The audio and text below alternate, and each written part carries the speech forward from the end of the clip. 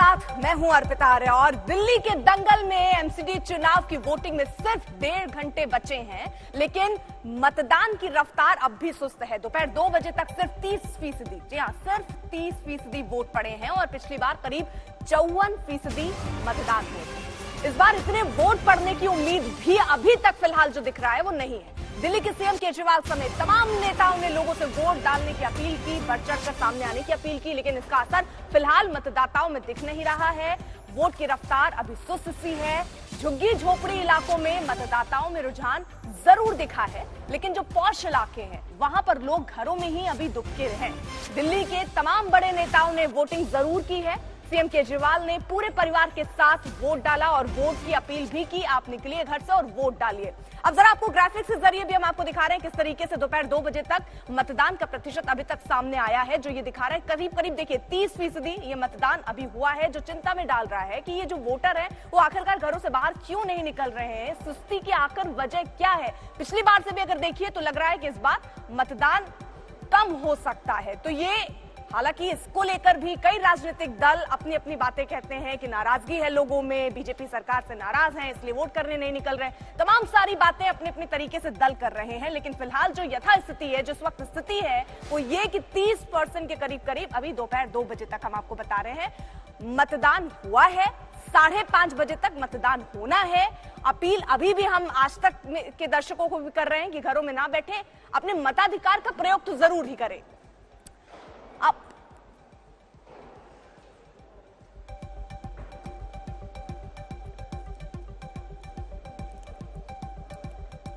अलग अलग हमारे साथ सहयोगी जुड़े हुए हैं जो पोलिंग बूथ के बाहर हैं। किस तरीके की स्थिति है वो समझ लेते हैं। राम किनकर हमारे साथ मौजूद है, अलग सहयोगी आप देख रहे हैं। राम किनकर, आप जहां पर हैं वहां पर स्थिति क्या है? क्योंकि हम सुबह से ये इंतजार कर रहे हैं कि लोग अब निकलेंगे घरों से, उत्साह दिखेगा, जोश दिखेगा, लेकिन रफ्तार अभी भी सुस्त है। आप क्या देख पा रहे हैं अभी? अर्पिता, इस वक्त मैं ओखला विधानसभा के अबुल फजल वार्ड में हूं और यहां पर जो लंबी लंबी लाइनें हैं उसे देखकर आपको और दर्शकों को अंदाजा हो जाएगा कि आखिरकार एक जागरूक वोटर क्या होता है।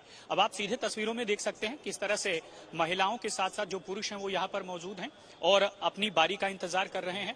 सब अपनी स्लिप लेते हैं और उसके बाद जाते हैं मतदान पर, मतदान करके वापस चले आते हैं। जितनी लाइनें आपको उधर दिख रही हैं उतनी ही दूसरी तरफ भी हमारे कैमरामैन प्रदीप गुप्ता आपको दिखाएंगे कि लंबी लाइनें हैं। और ये हाल ओखला विधानसभा के तकरीबन हर एक वार्ड पर है, चाहे वो मदनपुर खादर हो, अबुल फजल हो, सरिता विहार हो, तो ऐसे तमाम वार्ड में इस तरह की लंबी लाइनें आपको दिखेंगी। ऐसे में अंदाजा लगाया जा सकता है कि आने वाले वक्त में जब जैसे जैसे वोटिंग का टाइम खत्म होने की तरफ होगा तब हो सकता है जो वोटिंग का प्रतिशत हो वो बहुत तेजी से आगे की तरफ बढ़ जाए। लेकिन ये जो इलाके हैं ये मुस्लिम बहुल इलाके हैं और ऐसे में साफ तौर पर जो है यहाँ पर जो प्रशासन की सुरक्षा व्यवस्था है वो चाक चौबंद है। पुलिस डिप्लॉयमेंट है, पैरामिलिट्री फोर्सेस भी यहां पर लगाई गई हैं और सबसे खास बात यह है कि लोग अपने मुद्दे के लिए, जमीनी मुद्दे के लिए वोट कर रहे हैं कि उन्हें क्या बदलाव चाहिए या उन्हें किस पार्टी को यहां पर लाना है जो कि उनके जमीनी काम कर सके। और उनका साफ तौर पर कहना है, चूंकि ओखला और साथ ही साथ यमुना के किनारे वो बसे हुए हैं, तमाम जो पक्षियां हमेशा उड़ती हैं, पोल्यूशन हमेशा ज्यादा रहता है, तो बहुत सारे लोगों ने ये बताया कि ऐसे कौन कौन से मुद्दे हैं जिस पर वो लगातार वोट कर रहे हैं। हालांकि सभी ये चाहते हैं कि उनके काम लगातार हो, साफ सफाई हो, जो कूड़ा फैला रहता है उसकी सफाई हो, इसके बदलाव के लिए वो फोन करेंगे। लेकिन चूंकि ये मुस्लिम बहुल इलाका है अर्पिता, इसलिए कई सारे लोगों ने साफ तौर पर कहा कि ये ऐसा चुनाव है जो कि कोरोना काल के बाद हो रहा है, ये ऐसा चुनाव है जो कि दिल्ली दंगे के बाद हो रहा है। ऐसे में क्योंकि अलग अलग जगहों पर जहां जहां मतदान हो रहे हैं, हमारे सहयोगी हर चप्पे चप्पे पर इस वक्त खड़े हैं और वहां से तस्वीरें आज तक पहुंचा रहे हैं। पंकज, आप जहां पर हैं वहां से क्या देख पा रहे हैं? वहां थोड़ा उत्साह दिख रहा है कि सुस्ती वहां पर भी है? देखिए, हम पिछले करीब 2 घंटे से द्वारका के अलग अलग इलाकों में घूम रहे हैं। West Delhi, south west Delhi, इन इलाकों में जबरदस्त सुस्ती देखने के लिए मिली। 2 बजे तक तो हाल ये रहा कि 30% के आसपास ही वोटिंग हुई, लेकिन अब दोपहर के बाद लोग घर से बाहर निकल रहे हैं और सबसे ज्यादा हमने ये देखा कि बुजुर्ग, महिलाएं और युवाएं जो पहली बार वोट कर रहे हैं वो ज्यादातर लोग अब पोलिंग बूथ पहुंच रहे हैं। मैं तस्वीर दिखाता हूं, देखिए आप सामने किस तरह की भीड़ है और तस्वीरों में आप देख पा रहे हैं कि लोग यहाँ पर अपनी पर्ची ढूंढने के लिए बूथ पर जो एमएलओ बैठे हुए हैं उनसे संपर्क कर रहे हैं। तो यहाँ पर बूथ जो है उनकी संख्या काफी ज्यादा है, इसलिए यहाँ पर एक ही काउंटर पर ज्यादातर बूथ हैं। और यहाँ पर जिस तरह की वोटिंग हमें देखने के लिए मिल रही है, शाम के वक्त काफी ज्यादा लोग घरों से बाहर निकलकर वोट करने के लिए पहुंच रहे हैं। तस्वीरों में आप देख रहे हैं कि लोग यहाँ पर रिहायशी इलाका होने के बावजूद भी शाम का वक्त पसंद कर रहे हैं वोट करने के लिए, क्योंकि यहाँ आसपास ज्यादातर अपार्टमेंट हैं, यहाँ पर रिहायशी इलाका ज्यादा है। तो ऐसी स्थिति में दोपहर तक लोगों में बहुत सुस्ती थी और ये बेहद हैरानी की बात है, क्योंकि 2017 की अगर हम बात करें अर्पिता, तो हमने ये देखा था कि 54% के आसपास पूरी दिल्ली में एमसीडी के चुनाव में वोट हुआ था। लेकिन फिलहाल देखना यह होगा कि अब गति बढ़ी है, और गति अगर ये बढ़ रही है तो ये बहुत अच्छा संकेत है। दिल्ली वाले अभी भी बहुत समय है, वो घर से बाहर निकलकर वोट कर सकते हैं। रविवार का दिन है, ज्यादातर लोग छुट्टी मनाने की मूड में होते हैं। ये भी एक वजह देखी जा रही है कि जो वोट काउंट था वो धीमा था, लेकिन अब लोग नजर आ रहे हैं वोट करते हुए, घर से बड़ी संख्या में निकल रहे हैं। अब से कुछ देर पहले यहाँ पे मेला लगा हुआ था, अब धीरे धीरे लोग वोट करने के लिए पहुंच रहे हैं। और देखना होगा कि फाइनल आंकड़ा कहां तक पहुंच रहा है। और इलेक्शन कमीशन की तरफ से अभी भी आंकड़ा आना बाकी है, तो इंतजार है कि फिलहाल 3 बजे तक जो वोटिंग हुई है उसका आंकड़ा क्या रहा है। कुमार कुणाल का भी रुख कर लेते। कुमार कुणाल, आप जहां पर हैं वहां पर क्या देख पा रहे हैं, क्योंकि शाम का क्या इंतजार कर रहे हैं वोटर, क्योंकि पॉश इलाके में देख रहे हैं कि कम मतदान हुआ है, वहां लोग कम निकल रहे हैं, तो क्या शाम का इंतजार कर रहे हैं? देखिए, वो कहते हैं ना, अर्बन एपैथी एक टर्म चल गया है कि शहरी वोटर जो है वो निकलता नहीं है। शहर में थोड़ा आराम तलब है, संडे का मूड होता है, वीकेंड मनाना है, बाहर जाना है, खाना खाना है, लेकिन वोट नहीं करना है। ये खेल तो थोड़ा है, लेकिन अब जो बता रहे थे, राम किंकर भी बता रहे थे, पंकज भी बता रहे थे, वो यही बता रहे थे क्योंकि थोड़ा लोगों ने सोचा है, दिन भर शायद सोच विचार करके शाम में सोचा है कि अब चलो पोलिंग बूथ की तरफ चला जाए। तो आपको हम थोड़ी तस्वीरें दिखाते हैं, हमारे पीछे किस तरीके की तस्वीरें नजर आ रही हैं। तो लोग ट्रिकल डाउन, जिसको हम कहते हैं ना, धीरे धीरे पोलिंग बूथ की तरफ बढ़ना, वहां पर थोड़ी भीड़ भाड़ होना, ये दिख रहा है। लेकिन अभी भी हमें जिस तरीके की उम्मीद थी कि बहुत बड़ी तादाद में लोग आएंगे, उस तरीके की भीड़ भाड़ नहीं दिखाई पड़ रही है। बहुत सारी बातें हैं। दिक्कत यह है क्या कि हर कोई ये कह रहा है कि परेशानी तो है दिल्ली एमसीडी में। हम कुछ लोग जो वोट करने जा रहे हैं उनसे थोड़ा बात करने की भी कोशिश करते हैं। वोट डालने जा रहे हैं, बड़ी देर हो गई, आज सुबह से नहीं आए आप लोग? एक्चुअल में थोड़े घर के काम रहते हैं, संडे था, ऑफ के दिन होता है, तो इस वजह से पहले अपने काम निपटा, क्योंकि वोट तो हमें डालना था, तो मालूम है कि 5-5:30 तक तो आना ही है, तो इस वजह से थोड़ा लेट आए। तो अब यही वजह रही या कुछ और सोच रहे थे क्या? यही वजह थी। अच्छा, तो महिलाएं भी हैं, जरा पूछते हैं, वोट बड़ी देर से डालने आप निकली हैं, क्यों? ऐसा क्या, घर का काम में फंस गई थी, क्या था? नहीं, ऐसा कुछ भी नहीं है, but this is my right. तो एक्चुअली घर का थोड़ा सा काम था, तो इसलिए लेट हो गई थोड़ा। घर के काम में लेट हो गई। तो ये माहौल है अर्पिता। देखिए, यहाँ पर लोग निकल रहे हैं, लेकिन वही है ना जो मैं कह रहा था कि संडे है, संडे को थोड़ा सा ना जो दिल्ली में होता है कि चिल आउट करना है, थोड़ा आराम से करना है, युवा है, वोटर्स भी है, लेकिन शाम के वक्त थोड़ा निकल तो रहे हैं, लेकिन ये कितना जाएगा आंकड़ा? क्योंकि जब लोकसभा और विधानसभा चुनाव होता है दिल्ली में, तो 67% तक वोटिंग जा चुकी है दिल्ली में। लेकिन जब वही चुनाव एमसीडी में आ जाता है, लोकल बॉडी का आ जाता है, तो थोड़े लोग ढीले पड़ जाते हैं। 54%, 53% इस तरीके की पोलिंग होती है।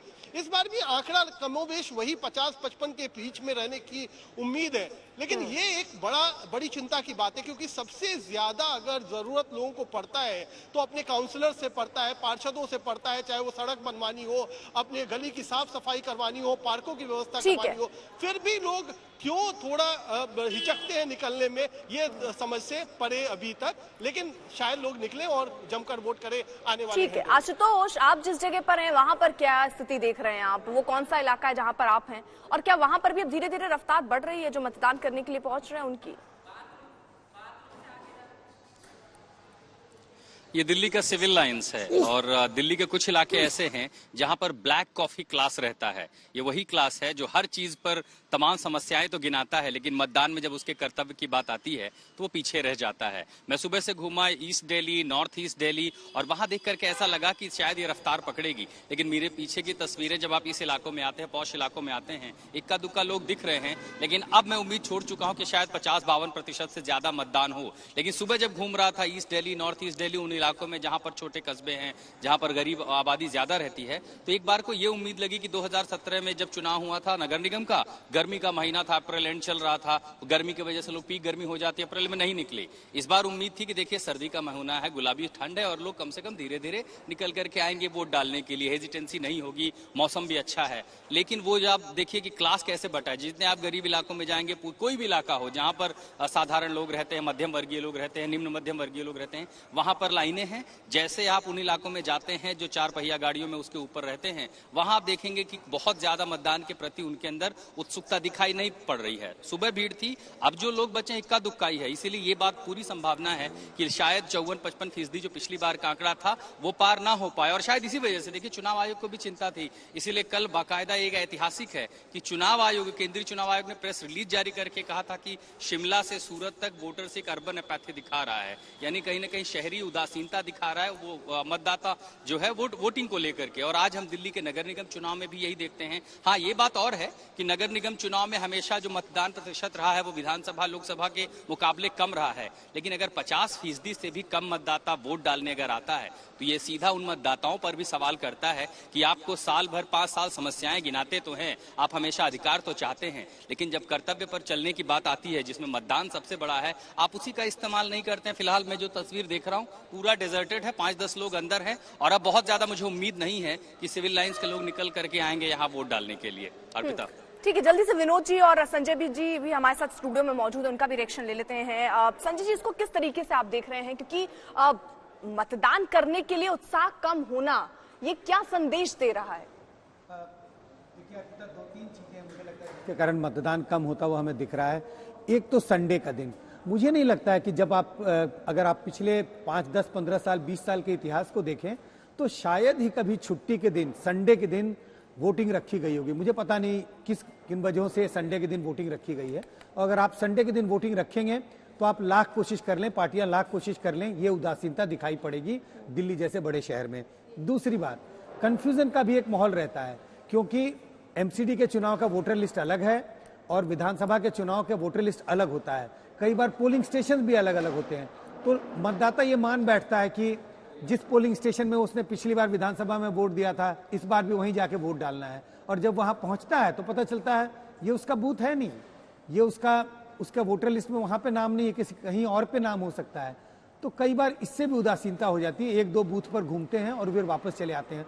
और ऐसा कई केसेस में देखने को मिलता है कि आपका बूथ बदला हुआ होता है, ये वही बूथ नहीं है, क्योंकि ये वही इलेक्टोरल रोल नहीं है। और तीसरी बात जिसका आपने जिक्र किया अर्पिता, उदासीनता तो थोड़ी है। उदासीनता से मुझे लगता है पॉलिटिकल पार्टियों को सबक लेनी चाहिए कि क्यों उदासीनता है। इसका मतलब ये किसी खास पार्टी की तरफ सूचक नहीं है, हर पार्टी से, राजनीतिक से उदासीनता दिखाई पड़ती है कि अगर आप हर चुनाव में वोट डालते हैं, एक नई सरकार को इलेक्ट करते हैं, उसके बाद भी अगर चीजों में खास परिवर्तन नहीं होता है तो लोग शायद थोड़ा हतोत्साहित होती हैं। और मुझे लगता है कि दिल्ली में आज ये टर्नआउट दिखाई पड़ रहा है जो नीचे जा रहा है, शायद उसी का नतीजा है। विनोद जी, आपकी प्रतिक्रिया जल्दी से। देखिए, कई बातें जो संजय जी ने कही मैं सहमत हूं उनसे। मुझे 1-2 चीजें इसमें और जोड़ता हूं। एक तो ये है कि दिल्ली का जो आबादी का पूरा जो डेमोग्राफिक स्ट्रक्चर है उसमें 50% से ज्यादा लोग वो हैं जो बाहर से आए हैं, यूपी से, बिहार से, तमिलनाडु से, उड़ीसा से, मध्य प्रदेश से, तमाम सारे वर्किंग क्लास के लोग हैं, मजदूर हैं। तो जो बाहर से लोग आए हैं उनका दिल्ली के बजाय उनका ज्यादा जो पॉलिटिकल लेवल, जो राजनीतिक चेतना है वो राष्ट्रीय और विधानसभा के स्तर पर ज्यादा जागृत होती है। उनको आमतौर पर जो बड़ी बड़ी सोसाइटीज में रहते हैं, जो तमाम ये जो बड़े अपार्टमेंट्स बन गए हैं, उनमें उनका एमसीडी को लेकर के रोजमर्रा का लेन देन होता नहीं है। और दिल्ली के जो ओरिजिनल मूल निवासी हैं, जैसे पुरानी दिल्ली के रहने वाले लोग, दिल्ली के गाँव में रहने वाले लोग, या जो है अपनी जो पुरानी जो रिसेटलमेंट कॉलोनीज हैं, मतलब सन 50 के बाद जो लोग दिल्ली में रह रहे हैं वो, और जो 80-90 के बाद से दिल्ली में आए हैं, उनके एक राजनीतिक चरित्र में बड़ा फर्क है। जो 80-90 के बाद से दिल्ली में आए हैं वो हमेशा अभी भी उनकी जड़ें कहीं बिहार में है, कहीं उत्तराखंड में है, कहीं उत्तर प्रदेश में है, कहीं राजस्थान में है। तो वो विधानसभा और लोकसभा के चुनाव में बहुत दिलचस्पी लेते हैं, नगर निगम के चुनाव में उनका जो है थोड़ा सा दिलचस्पी कम हो जाती है। और दूसरा कारण ये है, जबकि जो दिल्ली के रोजमर्रा वाले लोग हैं जिनका एमसीडी से लेना देना है, उनकी दिलचस्पी रहती है। दूसरा कारण ये है कि मुझे लगता है जब वोटर निकलता है तो या तो किसी को जिताने निकलता है या किसी को हराने निकलता है, और नहीं निकलता है तो और क्यों नहीं वही निकलता? चीज मैं कह रहा हूँ। यानी उसकी दिलचस्पी जो है धीरे धीरे कम हो गई। जो मौजूदा बीजेपी है 15 साल से, उसका उसने कामकाज देख लिया, उसको उससे बहुत उम्मीद अब नहीं है। और जो आम आदमी पार्टी 8 साल से दिल्ली में शासन कर रही है, तो मुझे लगता है उससे भी बहुत ज्यादा उत्साह उनको नहीं है। तो इसलिए जो है जो टर्नआउट आपको कम होते दिखाई पड़ रहा है। उसका एक बड़ा कारण ये भी है कि अगर वो या तो बीजेपी का काम इतना अच्छा होता कि नहीं इसको बनाए रखना है तो 55% 60% वोट डालना है, या उससे इतनी नाराजगी हो गई, आम आदमी पार्टी से बहुत उम्मीद है उसको जिताना है तो टर्नआउट बढ़ता। ऐसे में 100 वाला मामला है। जो कमिटेड वोटर हैं पार्टियों के वो निकल रहे हैं, और जो फ्रिंज पे बैठे हुए वोटर हैं, जो उस तरह के वोटर हैं जो किसी पार्टी के नहीं है लेकिन वो पॉपुलर वोटर जिनको कहा जाता है, वो आमतौर पर उदासीन है। उनको लगता है दोनों एक जैसे हैं। एक बड़ा कारण ये भी है क्योंकि तीसरा प्लेयर जो कांग्रेस है वो उस तरह से आक्रामकता में कहीं से लड़ती हुई पार्टी दिख नहीं रही। भले ही उसके कैंडिडेट होंगे अपने स्तर पर, यानी विनोद जी अब नया प्लेयर चाहिए। जैसे आम आदमी पार्टी आई थी, एक नया प्लेयर आया था, एक नया जोश था, तो क्या वैसे ही अब एक्सपेक्ट कर रही है जनता? जनता चाहती है कि या तो जो एग्जिस्टिंग पार्टियां हैं वो अपना रवैया सुधारें और जनता के इरादों और वादों पर खरे उतरें, या फिर जैसा आप कह रहे हैं कि नई फोर्स निकले। 15 साल तक जब कांग्रेस ने हुकूमत की दिल्ली में शीला दीक्षित के नेतृत्व में, उसके बाद बीजेपी अपने को नहीं खड़ा कर पाई और आम आदमी पार्टी निकल करके आ गई और उसने कांग्रेस का पूरा वोट बैंक अपने साथ ले लिया और कांग्रेस को बिल्कुल शून्य पर पहुंचा दिया। ठीक है, जल्दी से देखिए, इस वक्त हमारे साथ अभिषेक आनंद भी हमारे सहयोगी जुड़ चुके हैं। वो भी उस बूथ पर हैं जहां पर मतदान करने के लिए लोग निकल रहे हैं। निकल भी रहे हैं अभिषेक, या फिर संख्या कम है, ज्यादा है, क्या देख पा रहे? इक्का दुक्का लोग ही पहुंच रहे हैं? अर्पिता, इस वक्त हम लोग कमला मार्केट इलाके में हैं। ये पुरानी दिल्ली से सटा हुआ पोलिंग बूथ है। तो यहाँ पर जो तादाद है, दिन भर से जितनी भी जगह पर हम लोग डिसअपॉइंटेड रहे, हतोत्साहित रहे ये देख करके कि वोटर्स नहीं निकल रहे हैं, यहाँ ठीक उलट सीन है। अभी भी आप देख सकते हैं दरवाजे पर पुलिस के जवान खड़े हैं और हाथों में पर्ची ले करके लोग धीरे धीरे अंदर की तरफ जा रहे हैं। अंदर काफी बड़ा स्कूल है, इस वजह से बाहर लाइन नहीं लग रही है। काफी सारे इसमें बूथ्स बने हुए हैं जिसकी वजह से बाहर लाइन लग रही है। लगातार लोगों के आने का, अंदर जाने का, वोट डालने का सिलसिला जारी है। यहाँ पर भी एक समस्या इन लोगों ने, जो स्थानीय हैं उन लोगों ने बताई कि बहुत सारे लोगों में एक ही फैमिली के 2 लोगों का नाम इसमें से वोटर लिस्ट में से हट गया है, बिना बताए उनका लिस्ट से नाम ट्रांसफर कर दिया गया है। तो ये इस समस्याओं से यहाँ के भी लोग 2-4 हो रहे हैं। बाकी दिल्ली के तमाम तस्वीरें दिखा पाए अगर अभिषेक तो जरा दिखाइए, क्योंकि हलचल तो दिख रही है अगर आप पोलिंग बूथ के बाहर ही हैं तो। केवल पुलिस कर्मी है जी, बिल्कुल। देखिए अब धीरे धीरे करके यहाँ पर अब इस वक्त जो है अब 1.5 घंटे का वक्त बचा है, 1 घंटे का वक्त बचा है और इस वक्त यहाँ पर जबरदस्त आप देख रहे हैं फुटफॉल बढ़ गया है। लोगों के आने जाने का सिलसिला शुरू हो गया है। पर्चियां लेकर के लोग आने लगे हैं। बेशक रविवार का दिन है लेकिन दिन में जो लोग, ठीक है, यानी देखिए इक्का दुक्का लोग दिख रहे हैं और वो हम तस्वीरें भी देख रहे हैं। जरा सुशांत का रुख कर लेते हैं, वहां से क्या तस्वीरें सुशांत जरा दिखाइए। देखिए अर्पिता, मैं कृष्णानगर बूथ के अंदर मौजूद हूँ। स्कूल के बाहर आपको तस्वीरें दिखाना चाहूंगा क्योंकि ये संडे का दिन है और ऐसे में ये जो इलाका है बहुत पॉश इलाका माना जाता है इस दिल्ली का। और ऐसे में अब जो लोग हैं वो वोटर्स अब घरों से बाहर निकल रहे हैं। आप तस्वीरें देखेंगे कि किस तरीके से जो बूथ है उसके अंदर अच्छी खासी भीड़ जो है वो वोटर्स की अब नजर आ रही है। लगातार वोटर्स जो है वो अपने घरों से बाहर निकल रहे हैं वोट करने के लिए, क्योंकि सुबह के वक्त जिस तरीके से वोटिंग होनी चाहिए थी वो वोटिंग तेजी के साथ नहीं हो पाई, क्योंकि सुबह के वक्त अगर कहा जाए तो लोग ठंड के कारण और संडे होने के कारण सुबह घर से देरी से बाहर निकले। लेकिन अब महज 1 घंटे का वक्त जो है वो बचा और ऐसे में धीरे धीरे करके जो लोग हैं वोट डालने के लिए घरों से बाहर अब निकलते हुए नजर आ रहे हैं। वोट डालने के लिए निकल आए हैं सर? यस। देर से आए? नहीं, जल्दी आए, अभी तो 1.5 घंटा बाकी है। 1.5 घंटा बाकी है। क्या मुद्दे हैं जिनको ध्यान में रख के वोट दे रहे हैं? भाई हमें तो बीजेपी के, हम तो बीजेपी को देंगे, चाहे कोई मुद्दा हम नहीं देखते। विकास का मुद्दा है। हाँ, विकास का मुद्दा। लोगों ने वोट देने के लिए बहुत धीरे से बाहर निकल रहे हैं। क्या लगता है कि संडे के कारण, छुट्टी होने के कारण लोग बाहर कम से निकले? नहीं, आराम से निकल रहे हैं अपने घर से बाहर। संडे है, आराम से निकल रहे हैं। हाँ। यहाँ पे आप देख सकते हैं कि अभी फिलहाल धीरे धीरे करके जो लोगों का रुझान, तस्वीरें देखिए कि किस तरीके से अब जो लोग हैं धीरे धीरे करके बाहर निकलना शुरू हो रहे हैं। वोटिंग सेंटर पर सुशांत जहाँ पर आप हैं कम से कम लोग दिख तो रहे हैं और ये उम्मीद है कि जो बचा समय है, क्योंकि 5:30 बजे तक मतदान होना है, उसकी प्रक्रिया चलनी है, ये जो बचा समय है ऐसी ही भीड़ अलग अलग पोलिंग बूथ पर ही हो। आपसे भी अपील है कि घरों से निकलिए और मतदान जरूर कीजिए। 2 बजे तक अभी 30% ही मतदान हुआ है। उम्मीद यही है कि क्या पिछली बार से भी कम इस बार मतदान प्रतिशत होगा। दिल्ली दंगल शुरू हो चुका है। मतदान की प्रक्रिया सुबह से से ही चल रही है और अब सिर्फ 1 घंटे का वक्त बचा है, लेकिन मतदान की रफ्तार अब भी सुस्त ही है। 4 बजे तक करीब 45% वोट पड़े हैं। दिल्ली के सीएम अरविंद केजरीवाल समेत तमाम नेताओं ने वोट करने की अपील की, लेकिन इसका खासा असर दिख नहीं रहा है। वोट की रफ्तार सुस्त ही दिख रही है। झुग्गी झोपड़ी इलाकों में मतदाताओं में रुझान जरूर दिखा, लेकिन जो पॉश इलाके हैं वहां पर लोग अभी भी घरों में दुबके हैं। दिल्ली के तमाम बड़े नेताओं ने वोटिंग जरूर की है। सीएम केजरीवाल ने पूरे परिवार के साथ वोट डाला।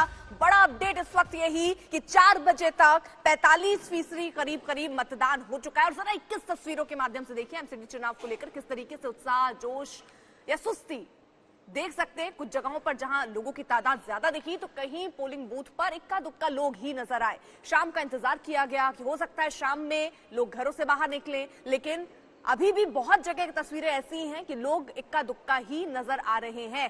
4:30 का देखिए वक्त हो रहा है और 5:30 बजे तक ही मतदान की प्रक्रिया चलनी है।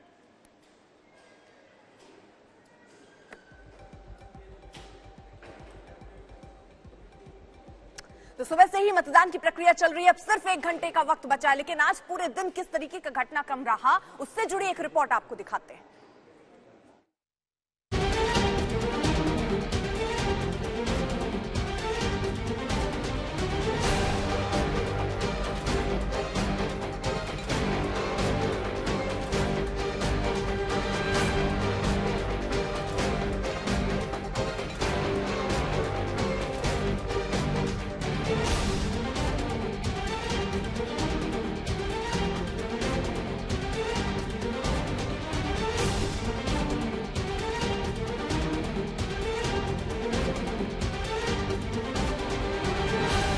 नेताओं की बयानबाजी और दावों के दौर को पार करते हुए दिल्ली का दंगल अब जनता के पाले में पहुंच गया है।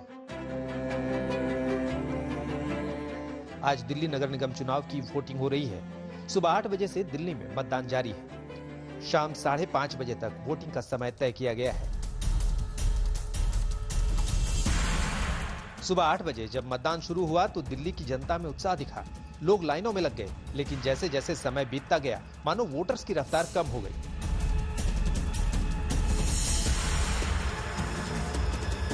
इन सबके बीच कुछ ऐसे वोटर्स भी दिखे जिनकी उम्र तो 80 के पार थी, लेकिन लोकतंत्र के उत्सव में शामिल होने का उत्साह जबरदस्त था।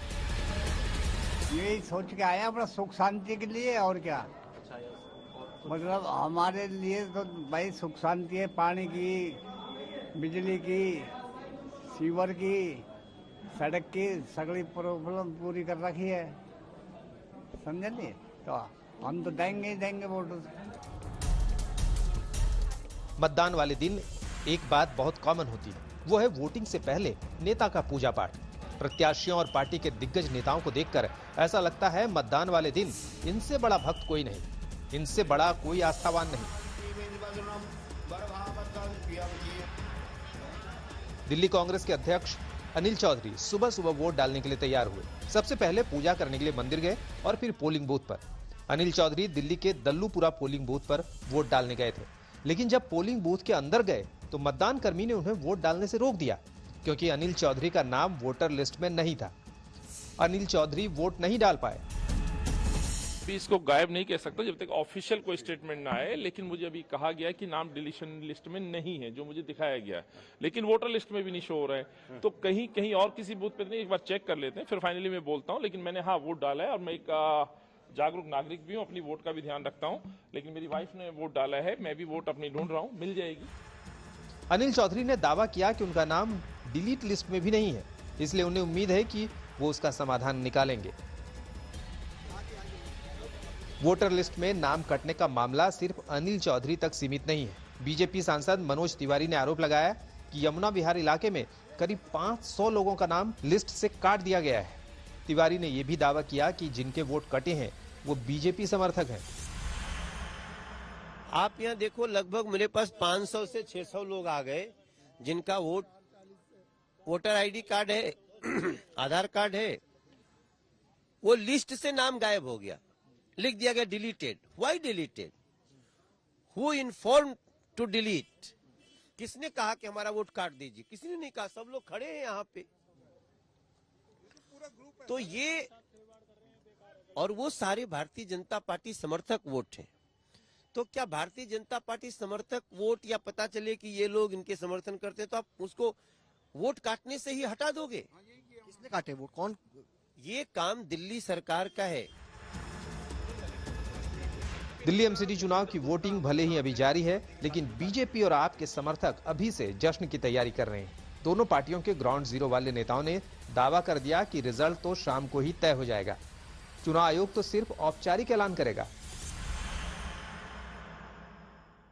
मुकेश जी, आम आदमी पार्टी वालों को आम आदमी पार्टी का रुझान लग रहा है, बीजेपी के मुकेश जी को किस तरह का रुझान नजर आ रहा है? कमल खिलना है, कमल खिलेगा, चाहे 7 तारीख को देख लेना, चाहे शाम को देख लेना। और जहाँ तक भैया ने बतला केमिकल, इनके पास में टेक्निकल है, टेक्नीशियन है कि भाई जो है पराली फूंक दी थी यहाँ पर, जो है पराली खत्म कर दी थी केजरीवाल ने, और पंजाब में क्यों नहीं खत्म कर देते? यमुना की झांक पे क्या कहेंगे? सुनिए, मैं तो एमसीडी का चुनाव लड़ रहा हूँ। मैंने फिर कहा ये चुनाव एमसीडी का है। इनसे पूछिए कितने एमसीडी सामने ही है सर, आप ही सवाल कीजिए ना। हम आपस में नहीं।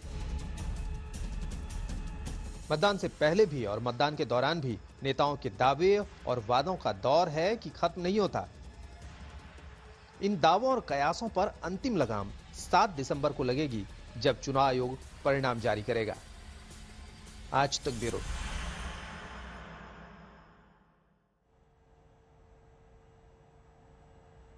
है वहीं दूसरी तरफ सियासी बाढ़ भी चलाए जा रहे हैं। यहां पर बीजेपी की तरफ से कई गंभीर आरोप लगाए गए। ये कहा गया कि करीब 550 लोगों के नाम वोटर लिस्ट में है ही नहीं।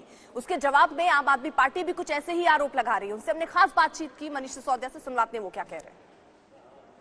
आपने तमाम जो वार्ड हैं वहां पर अपना सर्वे भी कराया होगा, लोगों के बीच आप गए, आम लोगों के क्या मुद्दे हैं, किन मुद्दों के आधार पर वो इस बार राजनीतिक दलों को, अपने उम्मीदवारों को चुन रहे हैं, और क्या उम्मीदवार लोगों के लिए जरूरी है क्योंकि ये पार्षद का चुनाव है, या लोग पार्टी या बड़ा चेहरा देख के वोट कर रहे हैं? केजरीवाल जी को दिल्ली की जनता ने विधानसभा में जिम्मेदारी दी थी दिल्ली की सरकार के लिए, तो वहाँ स्कूल, अस्पताल, बिजली, इस सब के जो मुद्दे हैं, बसेस, इन पर लोगों ने केजरीवाल जी का काम देखा है।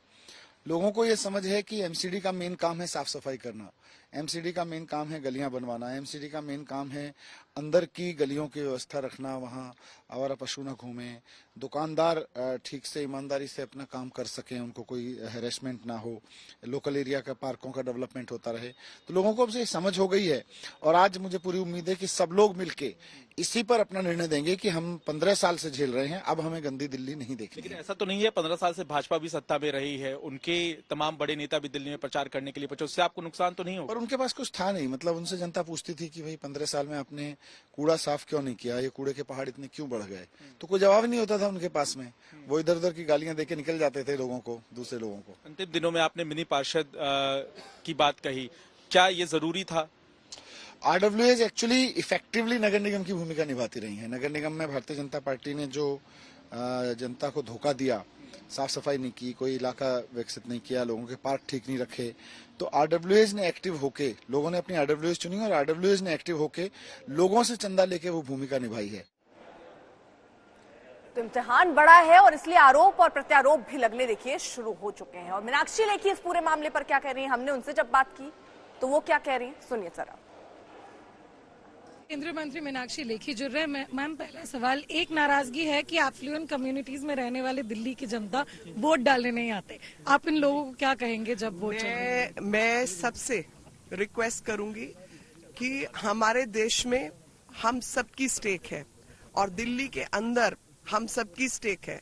दिल्ली बेहतर हो, यहाँ पर गवर्नेंस बेहतर हो, और जो लोग धोखे की राजनीति करते हैं उनके विपक्ष में वोट डालना चाहिए। आप सब लोग घर से बाहर निकलिए, हम लोग सब फिर जो भी हमारे को बात करनी है अपने ड्राइंग रूम्स में जाकर वो हम कर सकते हैं। एक बार वोट डाल के चले जाइए, बहुत घर के नजदीक है आपका पोलिंग स्टेशन, बहुत दूर नहीं है। आम आदमी पार्टी का ये दावा है कि उनकी जो पॉलिसीज है वो इनफ है बीजेपी को काउंटर करने के लिए।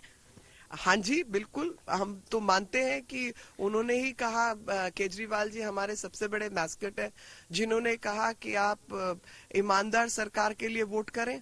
तो जेल के अंदर सत्येंद्र जैन का जो हाल है और जो कुछ वो कर रहे हैं, ऐसी ईमानदारी भगवान ना करे किसी और को प्राप्त हो। जो क्लीनलीनेस का मुद्दा बार बार आम आदमी पार्टी उठाती है, क्या आपको लगता है कि उस पे बीजेपी को दिक्कत हो सकती है चौथी बार वापस आने? बिल्कुल नहीं हो सकती, क्योंकि कॉलोनीज की जो रोड्स हैं और जो कॉलोनीज की सफाई है वो हम लोगों ने मेंटेन किया है। 80% घरों से कूड़ा इकट्ठा किया जा रहा है और उसमें गीला कूड़ा, सूखा कूड़ा को अलग करने का भी हम लोगों ने उनको रिक्वेस्ट किया हुआ है। कुछ कॉलोनीज करती हैं, कुछ नहीं करती हैं, लेकिन जो ये कूड़े का पहाड़ दिखा रहे हैं वो 70 साल पुराना है। और दिल्ली में अगर दिल्ली के मुख्यमंत्री का स्टेक था तो उस कूड़े के ढेर को हटाने के लिए इन्होंने कितने पैसे एलोकेट किए हैं वो बताएं। गुजरात में दूसरे राउंड का कल मतदान होना है और जीत का दावा हर पार्टी करती नजर आ रही है, चाहे वो आम आदमी पार्टी हो चाहे वो बीजेपी हो। लेकिन इस बार रण में आम आदमी पार्टी कूदी है, इसलिए मामला हुआ दिलचस्प लग रहा है। एक रिपोर्ट आपको दिखाते हैं।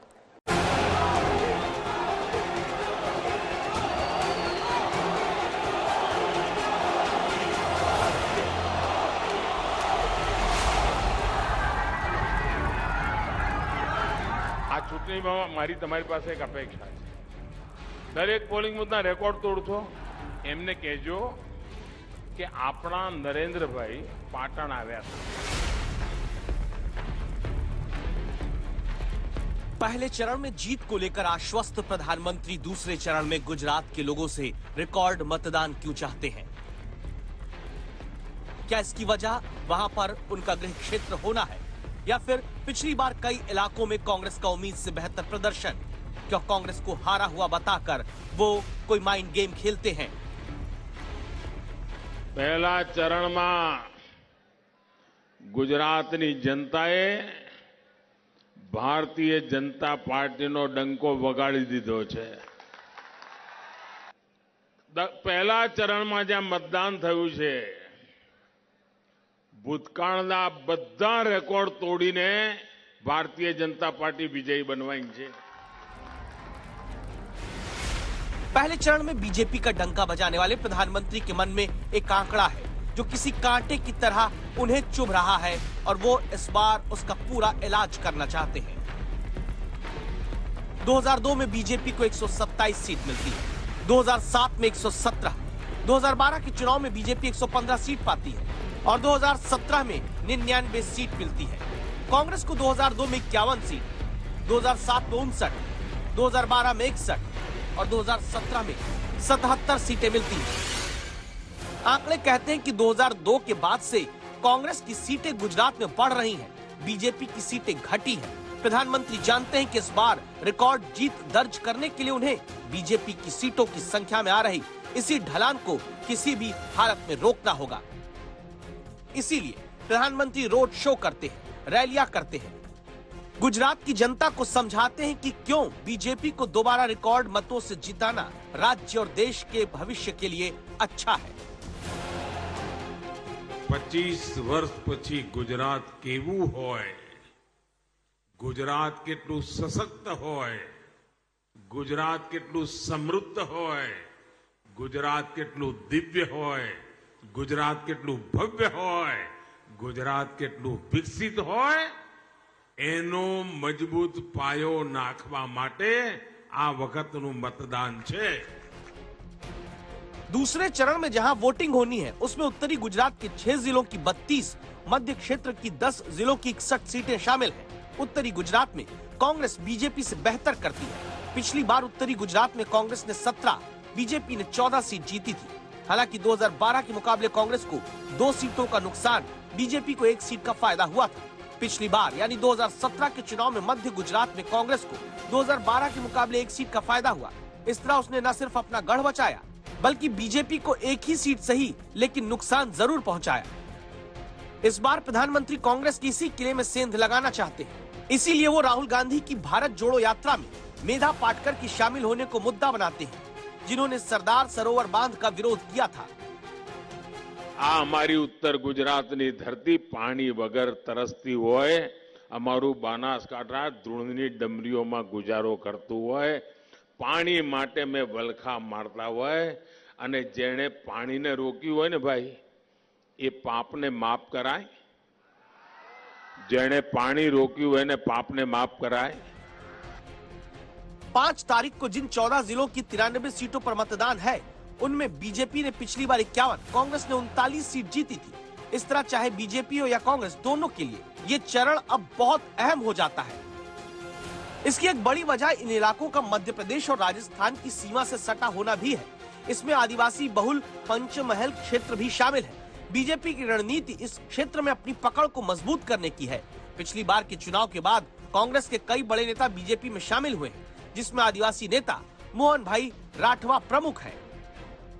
गुजरात चुनाव के दूसरे चरण के 93 सीटों के लिए कांग्रेस भरपूर प्रयास कर रही है, जिसके लिए राजस्थान के मुख्यमंत्री अशोक गहलोत भी लगातार यहां पे डोर टू डोर कैंपेनिंग कर रहे हैं। दरअसल कांग्रेस के लिए ये चुनाव इसलिए भी महत्वपूर्ण है क्योंकि अगले साल राजस्थान और मध्य प्रदेश का चुनाव भी होना है। वैसे में सीमावर्ती इलाके हैं, कई सारी चीजों को लेकर गुजरात में अगर चुनाव का इम्पैक्ट जो आता है उसका असर इन चुनावों में यानी राजस्थान और मध्य प्रदेश में भी देखा जा सकता है। दूसरे चरण की 93 सीटों की सबसे खास बात यहाँ होने वाली है वोटिंग, जो पहले चरण के मुकाबले अक्सर ज्यादा रहती है। पिछले बार के चुनाव में बीजेपी को इन सीटों पर 49%, कांग्रेस को 41% वोट मिले थे। इस बार प्रधानमंत्री की कोशिश बीजेपी के वोट शेयर को 50% के पार पहुंचाने की है। साथियों, સોજિત્રામાં બપોરે સભા હોય અને આટલી મોટી જનમેદની હોય એ જ બતાવે છે કે ભારતીય જનતા પાર્ટી ગુજરાતના વિકાસ અને વિકસિત ગુજરાત એનું જે સપનું લઈને નીકળી છે એને તમે મોર મારી દીધી છે। बीजेपी जानती है कि ऐसी स्थिति में कांग्रेस के लिए पिछला प्रदर्शन दोहरा पाना आसान नहीं होगा, क्योंकि इस बार उसे आम आदमी पार्टी से भी चुनौती मिल रही है। माना जा रहा है कि वो बीजेपी से ज्यादा कांग्रेस को नुकसान पहुंचाएगी, जो बीजेपी के 50% से ज्यादा वोट पाने के लक्ष्य के लिए मुफीद होगा।